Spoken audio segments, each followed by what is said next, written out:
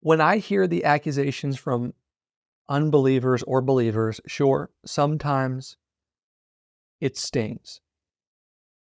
Then I remember who I am.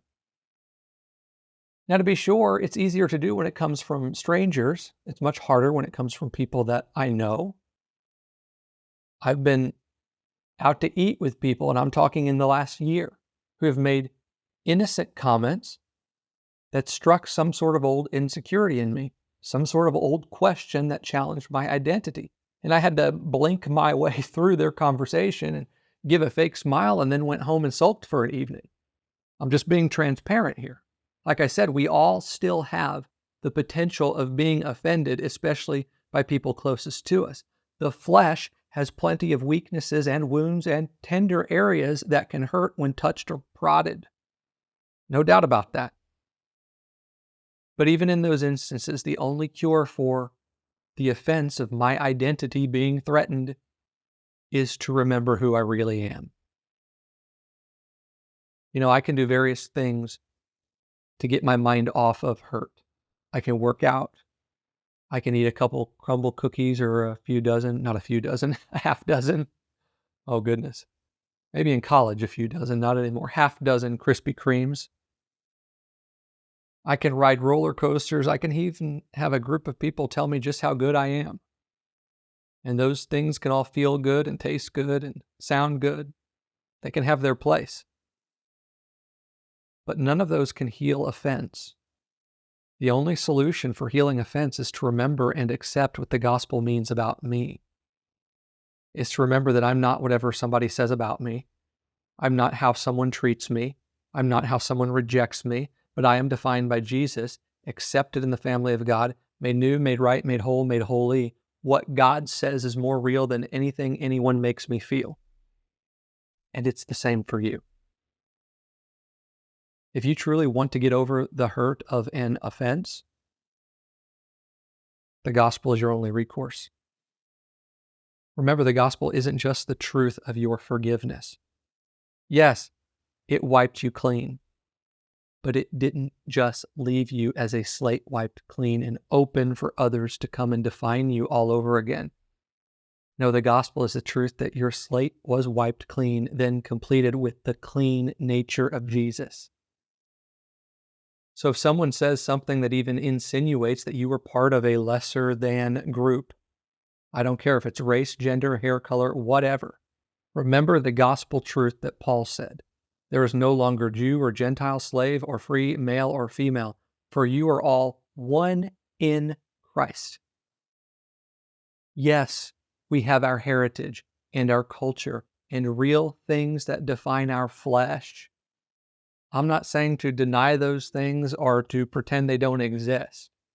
That's not the message here. I'm saying that you are not ultimately defined by those things. So if someone attacks one of those things before it attacks you, remember who you really are, which is in Christ. And here's what remembering this does over time. It renews your mind, which creates a lens of interpretation, a new lens of interpretation, which protects you in the future from getting offended. This column here, this lens column, it begins to change from insecurities and past experiences and quality of relationship and cultural expectations to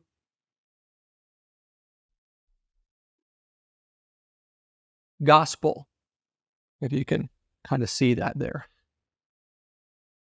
So future stimulus that comes in from your eyes and ears will then get filtered with a renewed mind through a lens of who you are in Christ, through the gospel, so that whatever comes in doesn't cause such dramatic and hopeless reactions anymore. Sure, you might see it, hear it, even taste it. But when you know the truth, you won't take it. You won't take offense. because you've already accepted that you were made new.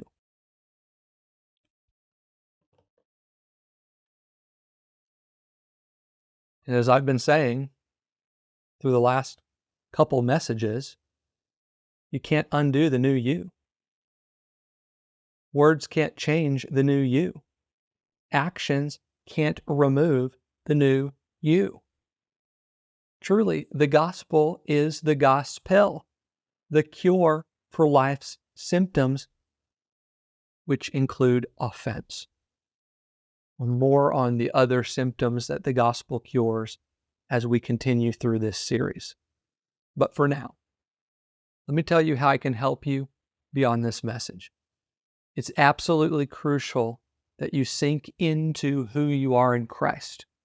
This is literally what the Apostle Paul meant when he said over and over and over to put on Christ, clothe yourself in Christ. The word put on or clothe in is enduo. It means literally to sink into. This isn't about proving your identity or earning it. It's about learning more and more about it so that you remain confident in it, so that you identify with your new identity. Well, I have a teaching series that takes you deep into the truths of who you are. It's called God's Work. Discover the power of who you are, of who God made you, His masterpiece. This is almost 2.5 hours of teaching, which includes 5 messages: the foreverness of forgiveness, your change of heart, accessing the mind of Christ, the believer's rights, and there's nothing wrong with you. This series will help you create that new lens that I mentioned so that whatever comes in won't define you or distract you or demean you. I'm telling you, whether it's walking in peace, purpose, or holiness, embracing your true self, who you are in Christ, is the key to your success. And I'll show you how. Get my God's Work series today on 5 MP3s at kylewinkler.org/God's Work. That's kylewinkler.org/God's Work.